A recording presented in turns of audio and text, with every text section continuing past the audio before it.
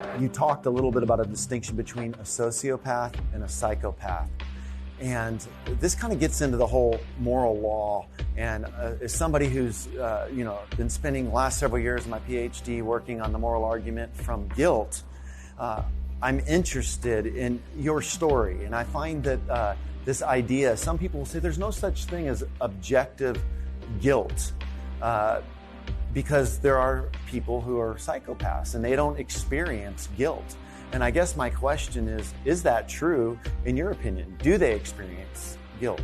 Yeah, well, I can't speak for every psychopath on the planet, but according to the diagnosis, it's generally viewed that psychopaths do not experience guilt or remorse. I can say right now that whatever you are feeling when you feel bad for something that you have done, I've never felt it in my entire life.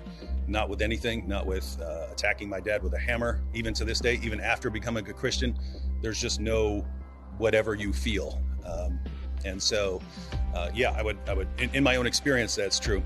But there is a distinction here between psychopaths and sociopaths. I mentioned previously that sociopaths have a less severe form of antisocial personality disorder, and it's thought that they don't lack a conscience, they have a very weak conscience, whereas psychopaths just seem to lack a conscience. And so sociopaths can apparently feel guilt. It's usually related to people who are very close to them. So they might have a close relationship with their closest family members or something like that they could feel guilty about, whereas they wouldn't feel guilty at all about smashing in the face of someone they don't know or something like that. They might feel it with someone who's very close to them.